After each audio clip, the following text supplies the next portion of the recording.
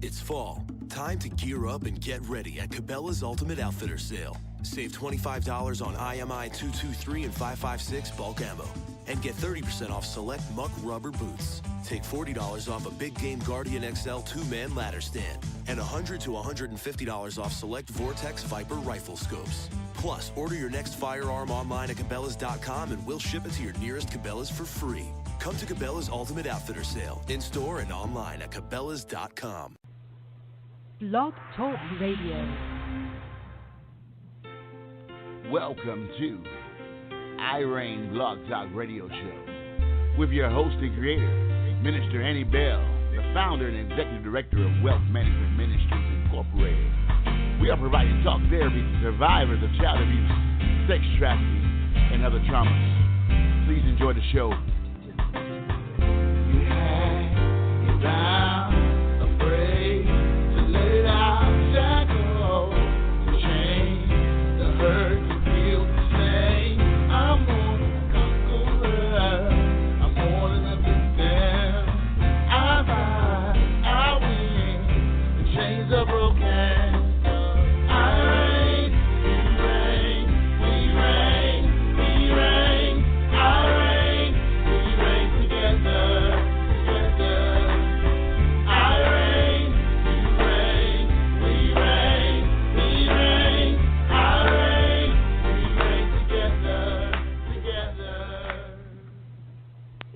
Well. Good evening again, R.E.I.G.N fans. Thank you so much for taking time out of your busy day to join us on this episode. I appreciate you, and I know that there's so many other places and so many other things that you could be doing. So truly, I appreciate your time. I am Minister Annie Bell, the host and creator of R.E.I.G.N Blog Talk Radio Show, which is an outreach of Wealth Management Ministries Incorporated. We are endeavoring to bring talk therapy to survivors of child abuse, sex trafficking, and other traumas, as well as providing awareness and resources to prevent those things to the community. Now, you guys know that we have a very progressive show. We speak very candidly about the issues surrounding abuse, sex trafficking, and other traumas, as well as, to help people get to the next level of healing. So I do want to, suggest that if there are younger kids in the room, that there is parental guidance. It is suggested because, again, there's no foul language or vulgar language, but we do speak very candidly, and we don't want to shield the kids from knowledge, because I believe that's what's going to keep them safe if something does happen to them. But and also bring healing for those who may have gone through any form of victimization. But we want to make sure the parents are there to help guide and help to bring understanding to their level of understanding. So thank you. Now, tonight's topic is life after trauma. Trauma has a way of disrupting lives. I mean, it just does. Rocking the victim to the very core, discombobulating and throwing off the mental and emotional equilibrium of the victim. It also disrupts and impedes proper development. Now, with all that said, I know it seems it could feel kind of bleak, but today we want to really shed some light, inject hope for those who may still be fighting that fight. The person who is on the show with me to help do that is Tiana Swank, and she is a survivor of multi-layers of victimization. And not only did she survive, but she thrives, and she is reaching back to help others to do the same. So Tiana Swank, I want to welcome you to the show. Thank you for having me. Oh, you're so very welcome. If y'all seen her picture, you can tell that she is full of life, full of color. I just love all of the colorful things that she wears. If you, find her on Facebook and you'll see. You cannot hide the true joy that's in her. So thank you, Tiana, for coming on and helping us, be a solution to this epidemic. So I appreciate your time. Of course. Thank you. Yeah. I'm thrilled to be here. Yes, thank you. Well, we like to get started, and everyone who has listened to two of my shows will know that I always like to start from the beginning of the person's life. So, Tiana, if you don't mind, please tell my listeners a little bit about yourself. Okay, yeah, I'd love to. So yes, as Minister Annie Bell said, my name is Tiana Swank, and a little bit about myself. I too am a believer in God and Christ, and I am a Christian of the Mormon denomination, or as you would formerly know it, the Church of Jesus Christ of Latter-day Saints. I was actually born and raised in this church, but as a child, I just really had a lot of personal struggles, and now I came back, full circle, and I'm raising my daughter. She's 20 months old, and her name is Coraline, and she is just so beautiful. And I live in Utah, and I'm just, like Annie said, I just love to help people out and share my stories, and so that way I can buoy people up that might be involved in some of the same things I once was, or might find themselves on the same path that will lead them eventually to something maybe similar to that. So that's a little bit about me. And your daughter is just absolutely gorgeous and so cute, adorable. Yeah. Thank you. And so I appreciate that. I appreciate the fact that you have not just said, whew, I've survived. Now I'm going to just go on with my life, but to say, wait a minute, there are other people in the trenches who are still unable to, normalize their life, after trauma. And I counsel so many, and there's a few that just are unable to get across it. And I believe your story will help the people that need a little extra oomph. Could you share with us the abuse that you suffered as a child? Yeah, I'd love to. So mostly, this might sound strange because, I think a lot of people think, abuse as a child, it came from a person, like a tangible person, maybe in your family or something. But what I remember is like one of the first forms of abuse I experienced was actually visually. So as a child, I found some inappropriate magazines, and they were, to me they were pornographic. They were just like, like your typical lingerie magazines or something, but it was very confusing to me as a child. And so I thought, oh my gosh, like, why am I attracted to this, and why do I want to look at these in secret and stuff? So that was actually like one of the first forms of abuse I encountered. But then when I was about, I think it was second grade, actually, there were a couple boys that just touched me in areas that were very inappropriate.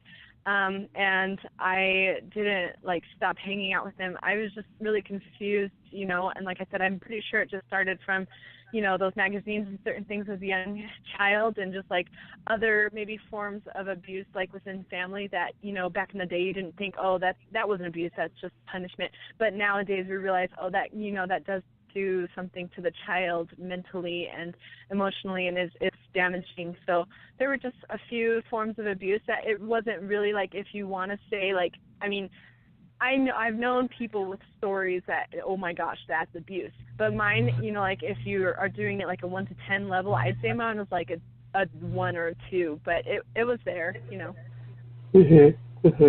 So you're saying that there was no abuse from a family member, but you were abused or you were victimized by a fellow student in your school.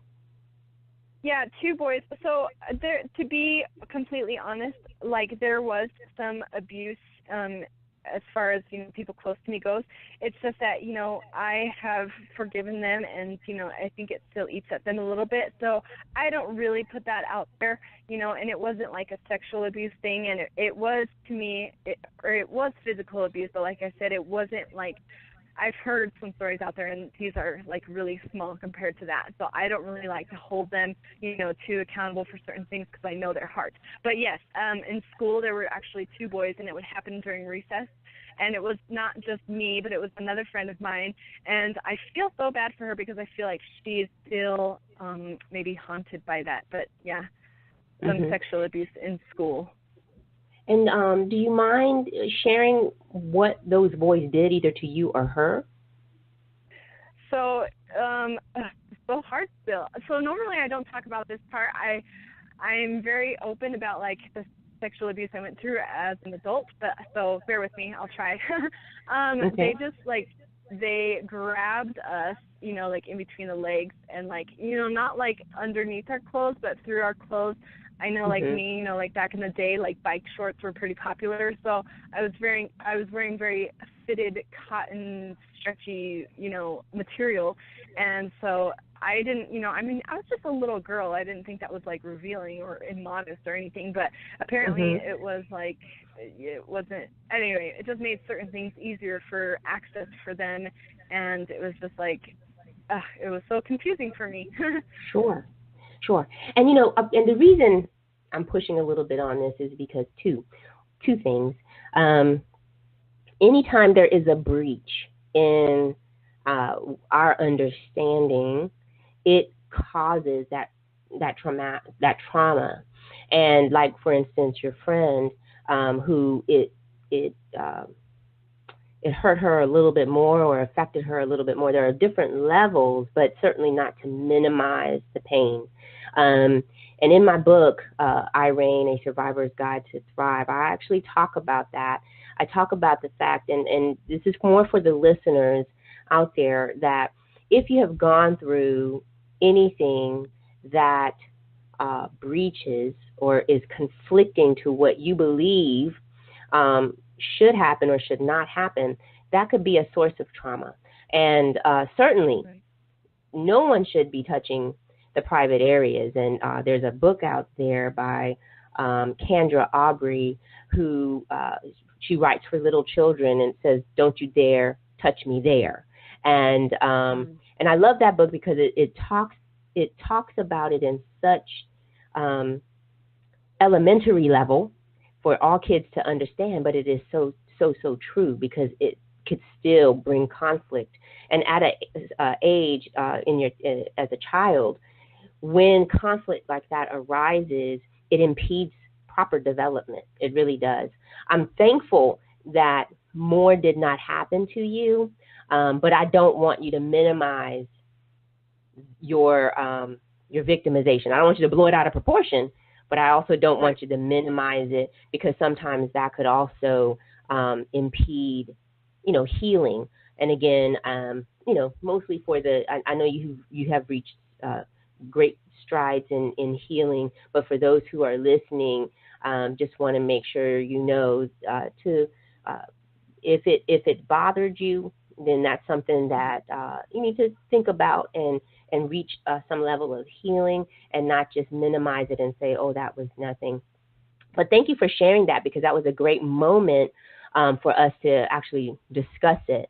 Now, you said that you were abused later on in life, in your adulthood. Is that what you said? Yeah, I was. Okay.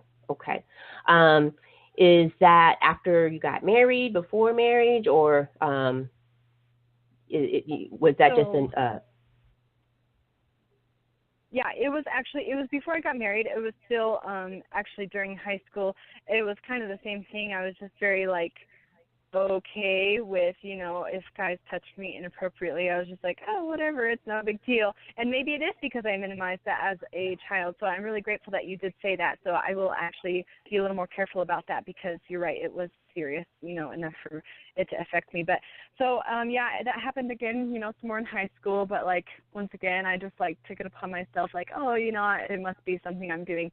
But then I got involved in, just a lot of unprotected sex in high school, starting right off the bat as soon as I was a freshman. And then I got involved in drugs and alcohol, and it was just a big mess. And so May I interrupt? Go ahead. Yes. If I may. I'm sorry. I wanted to say, You're and fine. I meant to say this earlier, that because you said it twice, and I just, again want to just say this, that when you were a child, and you were being victimized by these boys, there was nothing that you did. It's not what you wore. It's nothing that you did to that justified those boys. I don't care if you were stark naked. It does not justify anyone to touch your body. They need to look away or whatever have you. So, and again, I bring this up because a lot of victims feel like they had something to do with their abuse, that there must have been something that they did. They were a bad girl. God hates them, whatever have you. So they begin to internalize their victimization. And so I just wanted to point that out. And I wanted to point one other thing out before we go to our first break, and then we'll come back and continue on, because your life story is so, like I said, so inspirational. I have to wonder if those two boys, especially the younger ones, if they themselves were being abused, because most of the time in elementary school, you normally don't find that they all of a sudden have this piqued interest. Something has to trigger it, whether it is a pornographic picture or actual pornographic video or someone abusing them. I have to wonder if something was the catalyst there to make them do inappropriate things like that. So something to think about as we take our first break. Everyone, we're going to take a station identification moment, and we'll be right back to continue talking about this subject. Stay put. Hello, my name is Minister Lloyd Bell Jr., CEO of We Inspire Network Radio. God bless you, and I am Minister Annie Bell, the COO of We Inspire Network Radio. We had you, our listeners, in mind when we created We Inspire Network Radio, or as we like to call it, WIN Radio. We incorporated your thoughts and opinions to ensure that our programming will embody true inspiration. And we will continue to bring relevant and heartfelt shows that cater to the needs and wants of our growing listener base. Please subscribe to our network so that you can stay connected. Join us here every week, where together, through God, we win.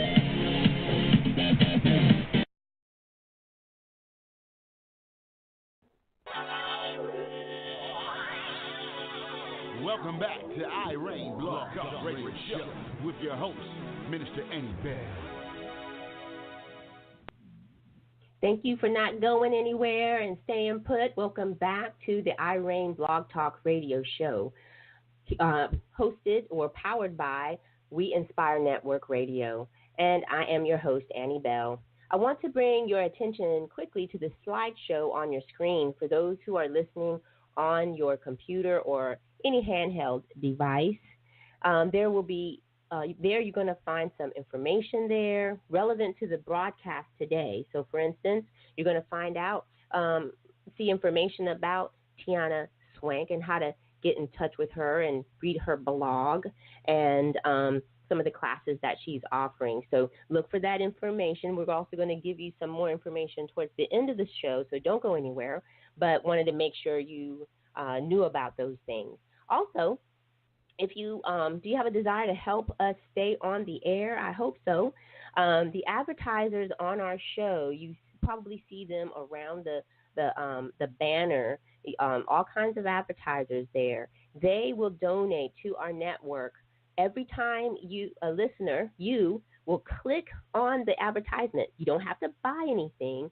Just clicking on it will be enough to register a donation from them. So please just click on there, and it'll benefit the blog talk show as well, and allow us to stay on the air. And so click away before, during, or even after the broadcast. Okay, well, before we broke for the station identification, Tina and I were talking about, the fact that kids, they just don't generally get up one morning and decide they want to touch somebody's private parts or, anything like that. They have to be somewhat introduced to it. And so we were just talking about that. Possibly those little boys who touched her may have been somehow introduced to it, whether through abuse or through inappropriate, visual aid. And so now, Tiana, thank you for staying and welcome back to the show, by the way. How you had started talking about, you going into the drugs and having, like you said, unprotected sex. Now, do you think that is part of the effect of you going through the abuse and the conflict or the breach when you were younger? Maybe some type of survival response? Kind of, in a way. I think that if I would have been open to my parents about some things that would have happened, that maybe no. But I don't know why, but as a young child, I just thought, like, oh, there's some things about me. And, like with me looking at those magazines, like, I just felt ashamed because I knew, like, oh, this is bad, this is wrong, is what I interpreted it in my head. So I thought, okay, well, I'm not going to tell my parents certain things. So I built up this habit from, like, a very, very young age, like toddler age, to just keep to myself a lot of things that would have been beneficial for myself if I would have, expressed that to my parents. So it wasn't necessarily like, oh, it's because of the abuse. No, it was more because of my interpretation. But, like, I mean, how do you help that, with children, like, if you don't know what's going on with them? I mean, like, that was over 20 years ago, yes, but and maybe it's better nowadays, but it was definitely because of my habit of being secretive. But you know what? Let's take this and look at it. Pornography, all right, is everywhere. You can, like, for instance, if you put in whitehouse.com thinking that you're going to look up some information about the White House because you have a term paper due or something like that, nobody knows, but that's a pornographic site. And I had no idea. Before you know it, that child has been assaulted with those graphic pictures. And so just, when you were a toddler, if just by looking at a magazine of lingerie fed into your spirit like that, got into your spirit like that, just think what happens with these, the pornographic sites that are just completely wide open. There's no modesty there. And and there's an article for those who are not a member of the R.E.I.G.N Facebook page, R.E.I.G.N Stop Abuse and Abolish Sex Trafficking. Please get on there because there is a article about how pornography is impacting our teens and preteens to the point where they don't even really understand what love is and what love making is. They have looked at it and now they view it as how the pornographers, I guess, are showing it. So there is that lack of love. There's that detachment. It's all about, getting an orgasm. It's all about objectifying the girl. So, again, I just don't want to, I don't want you to carry that on your own shoulder, poor little baby, that, when you looked at those pictures, you were like assaulted by them, you know what I mean? And yes. So my heart goes out to you.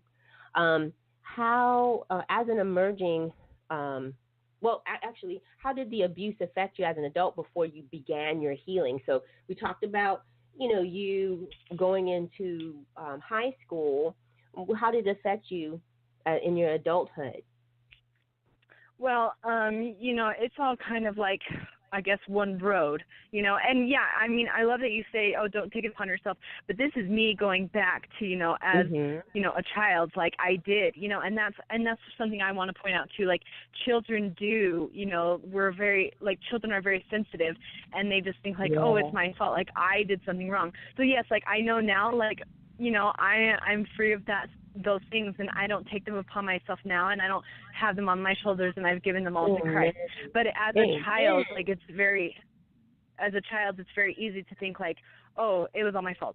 But so as an adult, you know, like, yeah, those things happened. Those pornographic images were in my head, and I, you know, enjoyed looking at them or whatever, you know, as a child. And then in my high school years, the same thing happened in high school as it did in elementary, where, you know, guys touched me. I was like, oh, okay, whatever. And then, you know, all the sex and drugs and alcohol.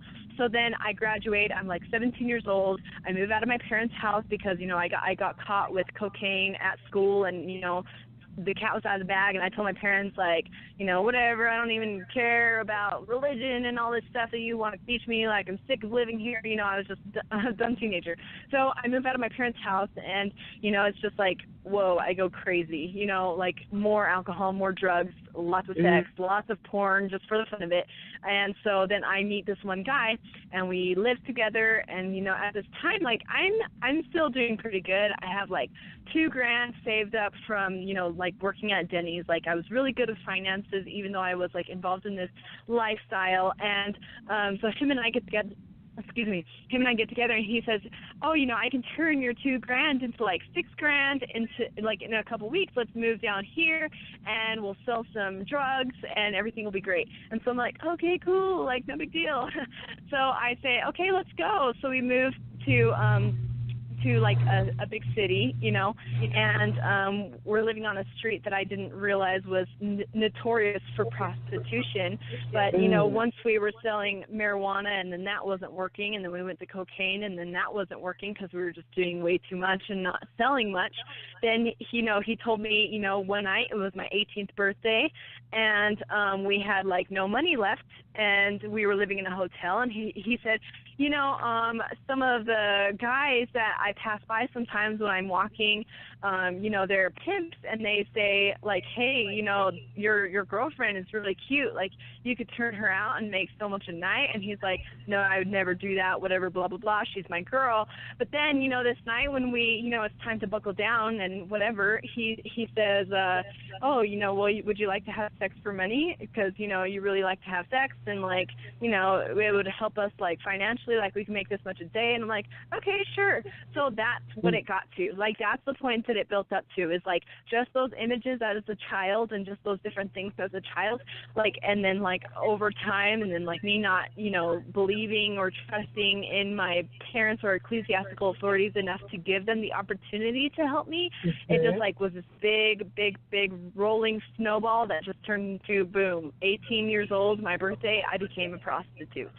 Oh, my God. Your story is, like, I mean, you know, I got chills all over my body, okay, because it's like classic textbook of how our children get sucked into prostitution and sex trafficking.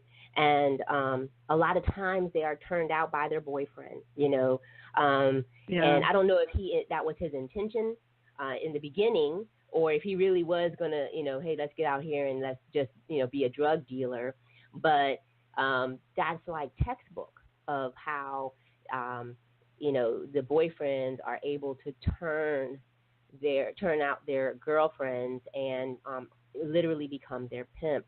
So, you know, your story, like I said, I mean, it has to be heard by, I don't know if you're going into high schools, but I think you need to, going into, you know, programs at church, for you to tell your story about how easily and how quickly your life can change, you know, how you can just so easily get into that line of work, thinking one thing and then something else.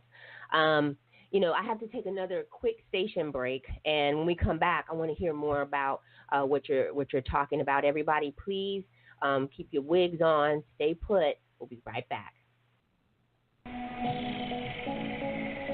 Hello, everybody. My name is Minister Annie Bell, and I am the host of R.E.I.G.N Blog Talk Radio Show, where we endeavor to bring talk therapy to survivors of child abuse, sex trafficking, and other traumas, as well as being the vehicle by which we use to bring awareness and resources to the community to aid in the prevention of these abuses. R.E.I.G.N, which is a declarative acronym for the individual survivor. That means I identify myself as a survivor, no longer a victim. R, reclaim my life. E, excel at living. G, grow in Christ. And N, nurture myself and others. This declarative acronym has developed into a victorious lifestyle brand that empowers and aids in the healing journey of survivors of abuse, sex trafficking, and other traumas.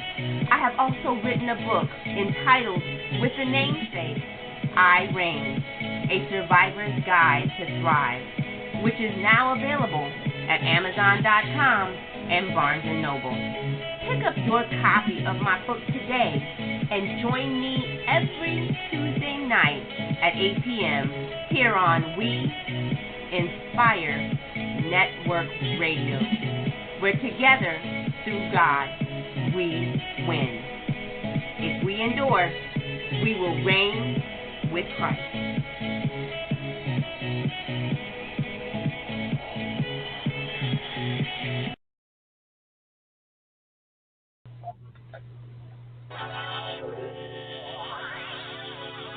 Welcome back to R.E.I.G.N Blog Talk Radio Show with your host, Minister Annie Bell. Hey, welcome back. This is R.E.I.G.N Blog Talk Radio Show. I'm Minister Annie Bell, the host and creator. We are one of the many outreaches of Wealth Management Ministries Incorporated, which is a 501c3 nonprofit organization. And we endeavor to bridge the gap between the rich and the poor through teaching of financial literacy and Christian counseling. We are hosting an awareness and prevention event in October to observe Domestic Violence Month, which is another form of trauma. Abuse and trauma. I will be one of the speakers along with Minister Lloyd Bell and Tony 69 Williams, the CEO of Wavy Entertainment Group. We are also having a special musical guest who will perform his hit single called Angie. If you are in the metro Atlanta area, please join us at the Oaks Golf Course on October 15th, 2016 at 9 a.m. till 11 a.m. Welcome back, everybody, and welcome Tiana Swank, who is just, her story is absolutely powerful. If you're just joining us, after it's over, go back and listen to the story from the beginning. It's unreal. And so I just want to welcome her back into the studio. And we were just at the time talking about the catalyst of you entering into prostitution. So tell us about that life. What is that life all about as a prostitute, and how long did you do it? Well, so this is another thing that I normally, and glad to be back. This is another thing that I normally kind of like say, it wasn't that bad because I only did it so long. But the truth is that, that's kind of true on one level as far as me only doing it for 3 months. But that was because I was one of the lucky ones. There are so many women who just do it for years and years because, their pimps just take care of them so well, and it's just no big deal, is what they make it sound like, but it is a big deal. So the life was, I guess another comparison thing is we didn't really do it as religious, if you will, as a lot of other people that we knew. But so we were kind of really lazy with it. So the life was very much like you live in a hotel, you travel around to different hotels and to, get different clients, to feel out different, clientele, like finances, like, is it busier here? Is it busier there? So you're always chasing the dollar bills, you're always chasing the money. It's all about the money. It's very degrading. Something I stand by today, very firm and with full truth of heart, is I know for a fact that prostitution is the most degrading thing a woman could possibly do, period.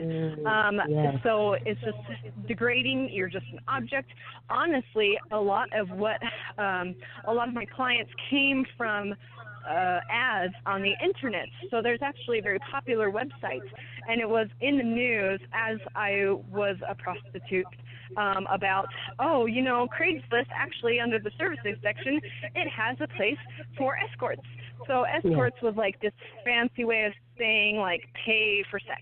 Like, you can't, obviously there's a lot of rules, and you can't put that kind of stuff out there, like, so there's a lot of, terminology that you use, and, like, people just, like, it's just very secretive and disgusting and degrading, and, the industry is all about sex on one end and money on the other end, and it's just it's horrible. Yeah. I can just imagine.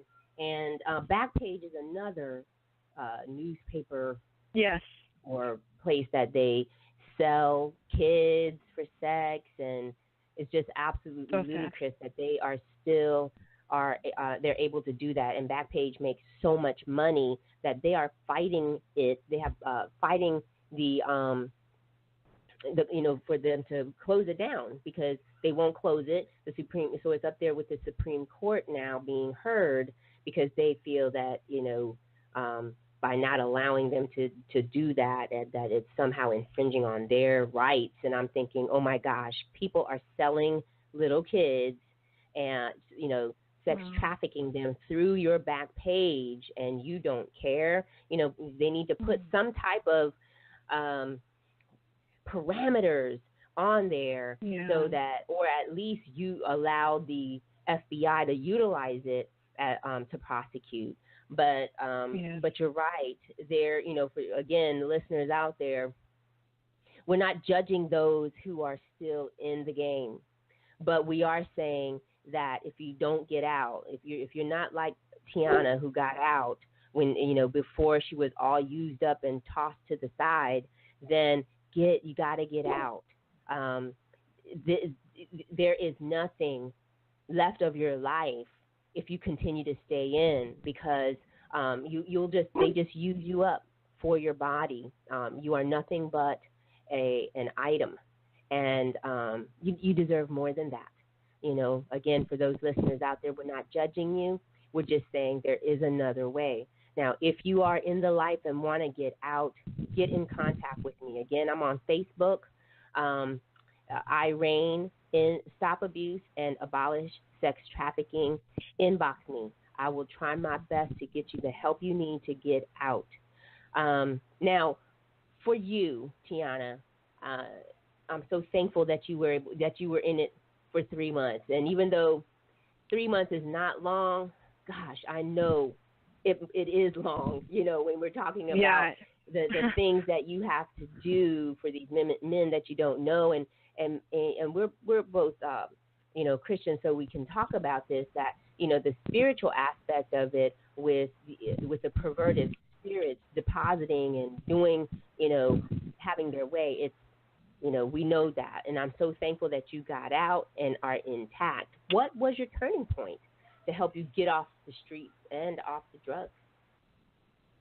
To be honest, I think that it was a very big blessing for me in my life that I was born and raised in a Christian household with beliefs and with a good feeling in it and a good spirit in the home and people who loved me, whether I, even though maybe I took a lot of that for granted the older I got.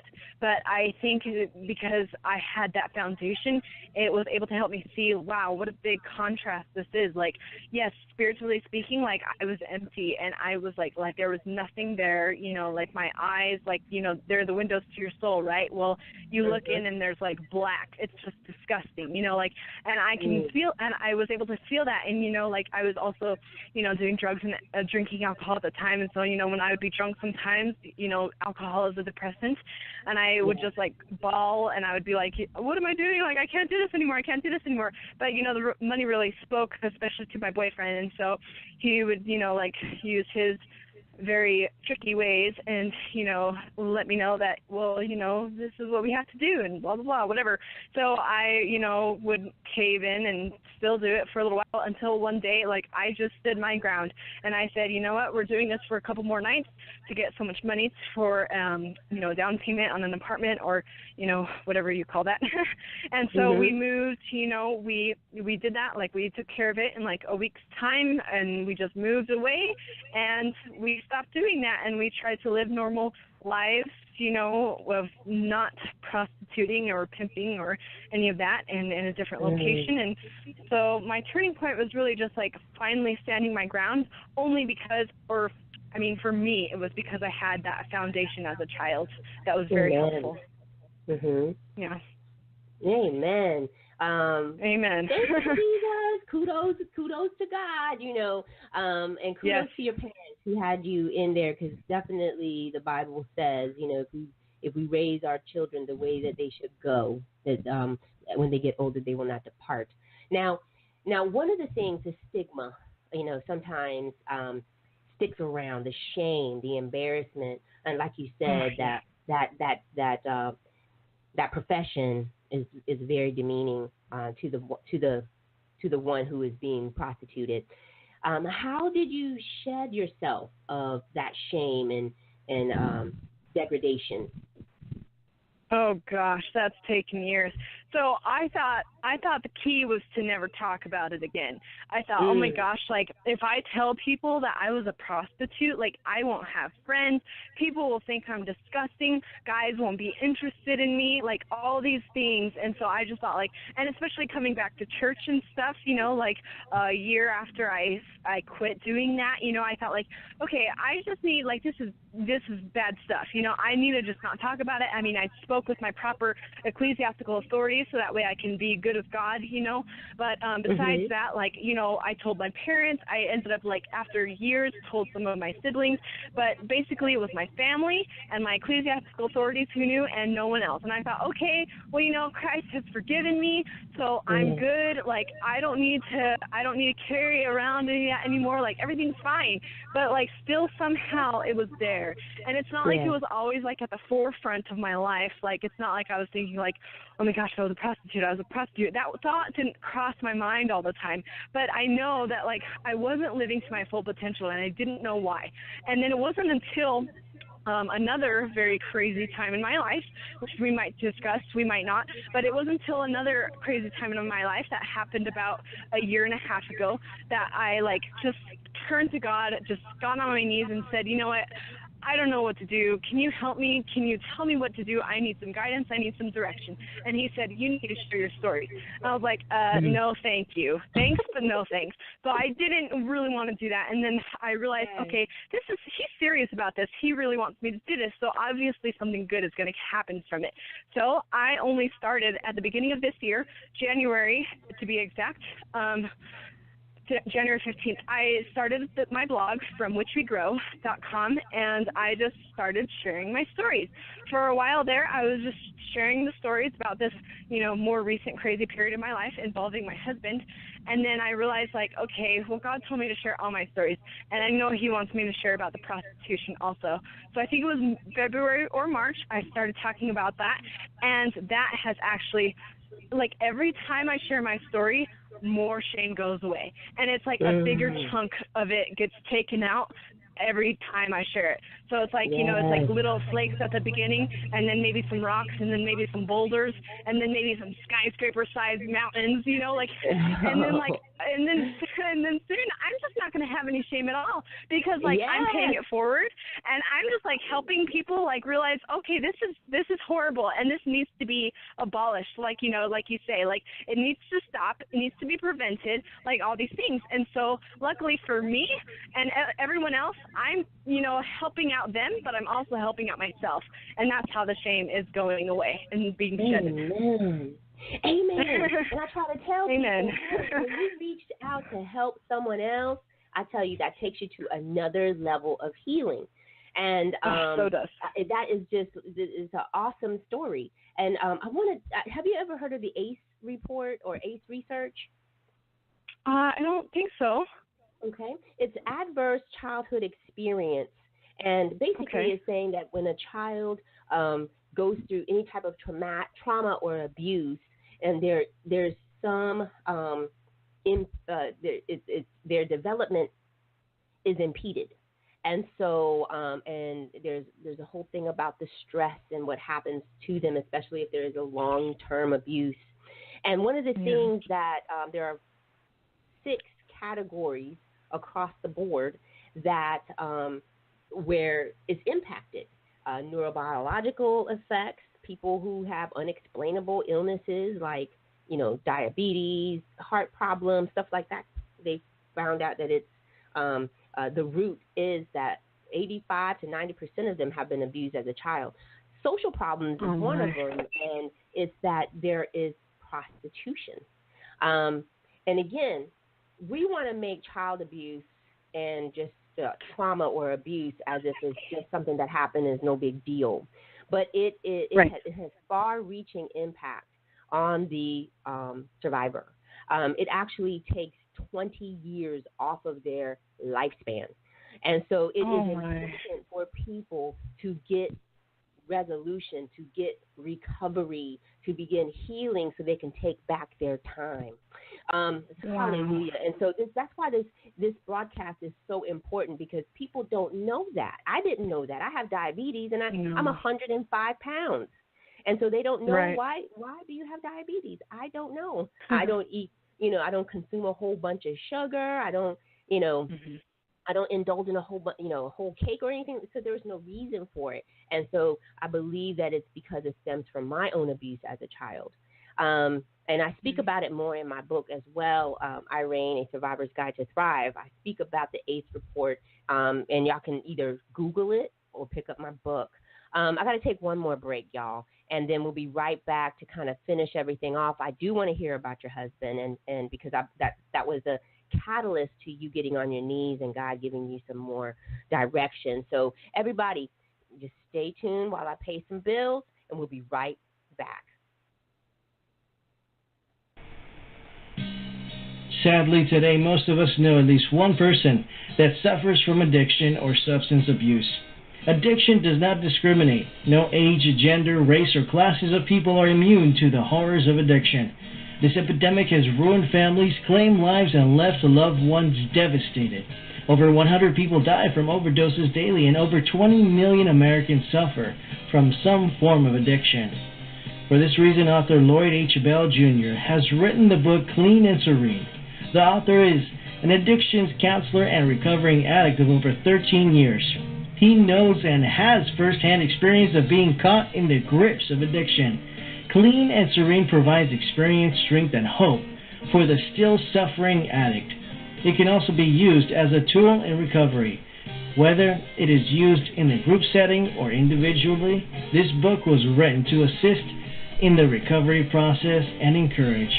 Integrating inspirational, encouraging, and challenging scriptures, the author has provided a resource that is sure to change lives. If you or someone you know is battling with addiction, this book is for you. If you are in recovery, this is a great resource to add to your toolbox. If you are a group leader or addictions counselor, this is an awesome book for group therapy. Clean and Serene. Scriptural Meditations for Recovery is available nationwide in both ebook and print. Get your copy or a copy for some you know today from Amazon or Barnes & Noble bookstore. For less than $10, you can potentially change the life of someone currently paying the high cost of living with an addiction.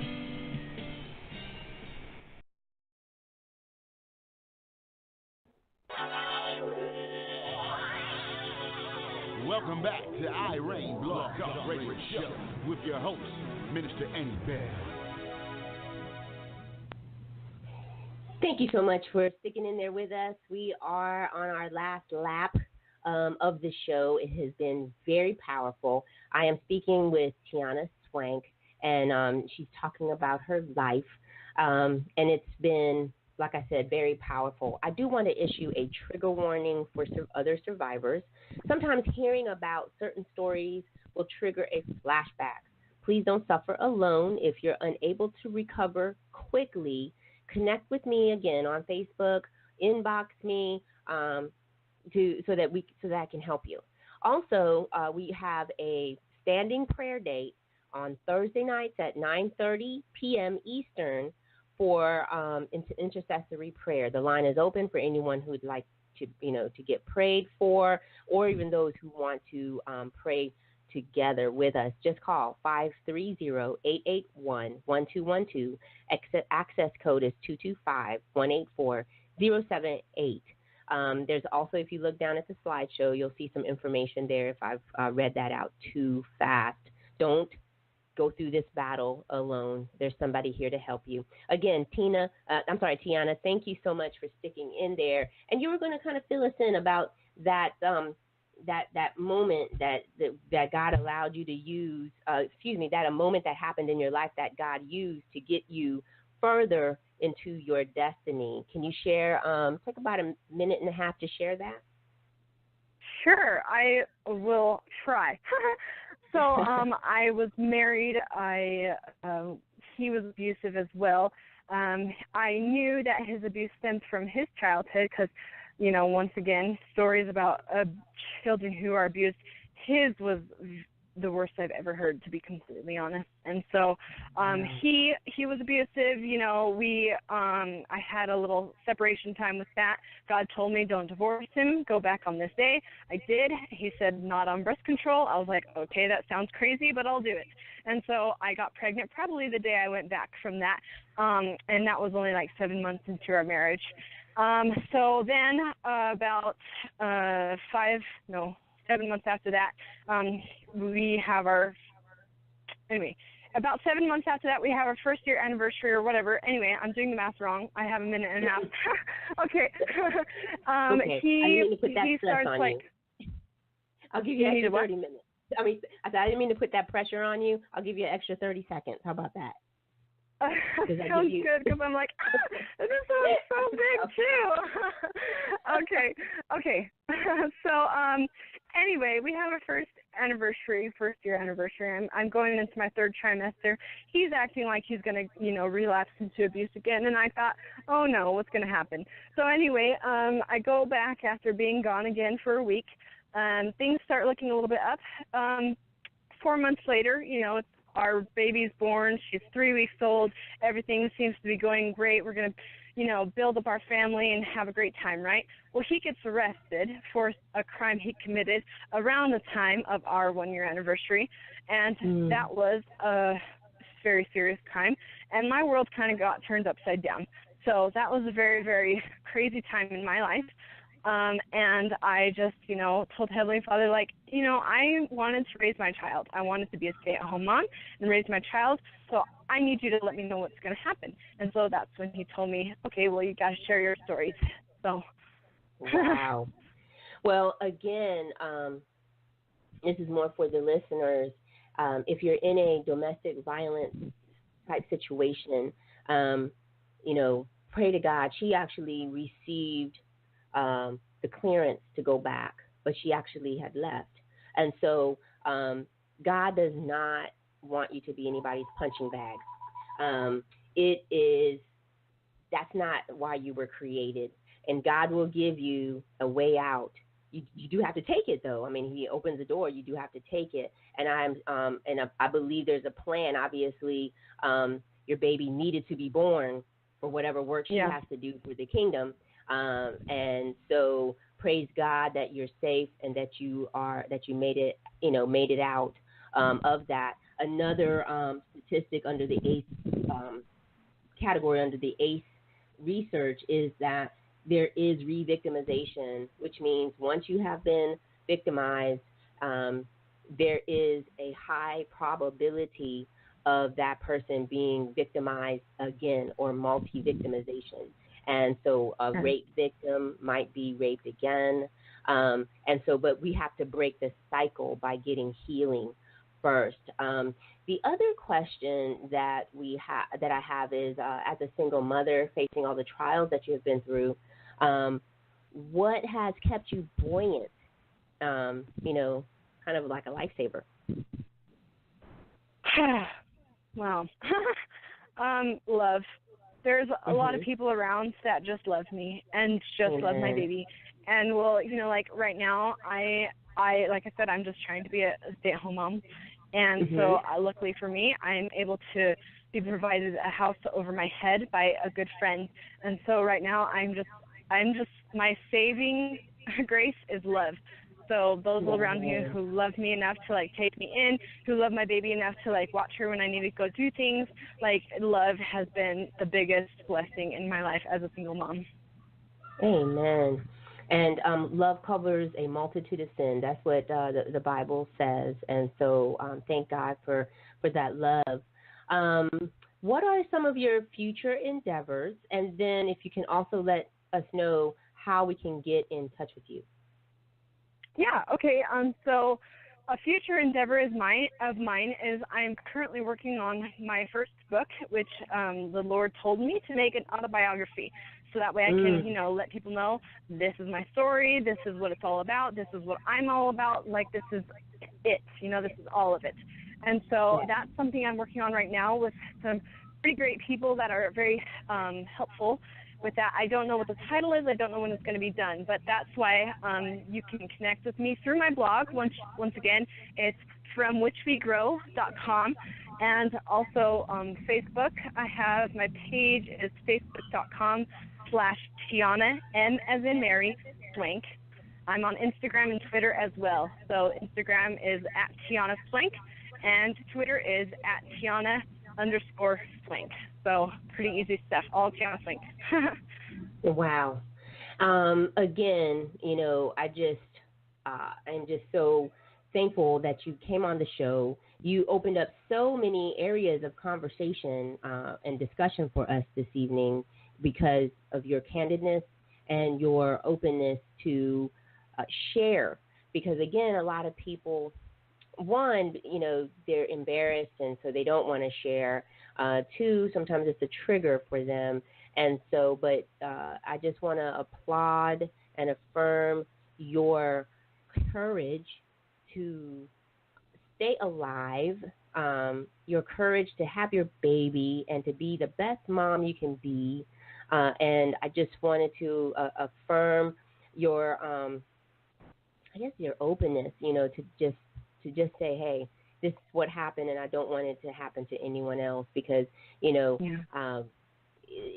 this is the world that you brought your daughter in, and we got to make it the best that we can for her, So I just want to applaud you, and I thank you so much for coming on the show today.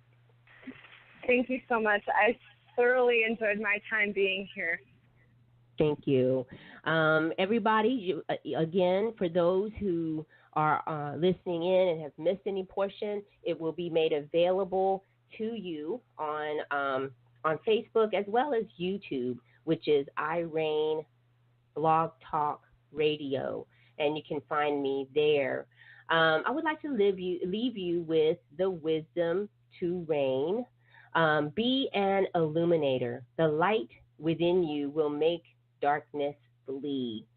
So understanding that piece, because no matter how dark it is, the smallest bit of light, the smallest inkling of light makes darkness flee from that area. So you have a light. I know it might look dim, it might look small, but someone in your circle needs to see the light. Someone that God is going to bring you to needs to see the light. So be an illuminator. Be the I in R.E.I.G.N.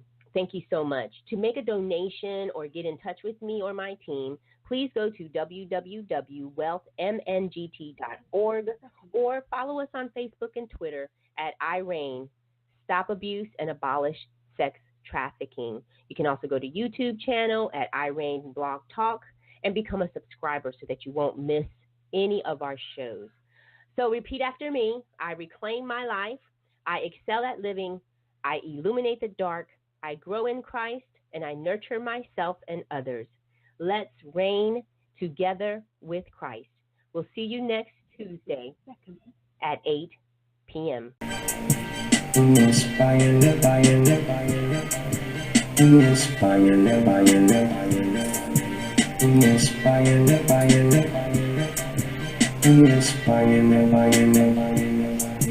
We inspire network. WIN is not your ordinary radio station. The home of true inspiration. We inspire network. WIN is not your ordinary radio station. The home of true inspiration.